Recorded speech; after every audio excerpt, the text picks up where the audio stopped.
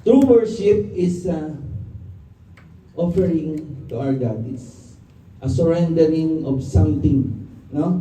When you offer something, it means you surrender that something to anyone. Parang pagka nagbigay ka ng isang bagay sa isang tao, you surrender that thing. No? Kumbaga, dating sa'yo, pag binagay mo sa kanya, it's surrendering to Him, na hindi na yun sa'yo, di ba?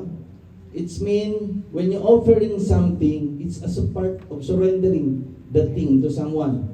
So, when you offer something to God, it's a sacrifice. No? It's a surrendering.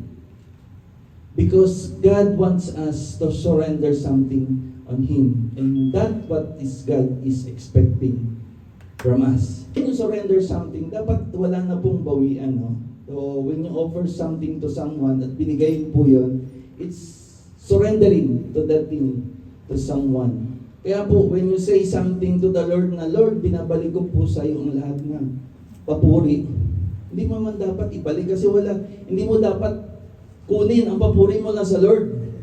Di ba?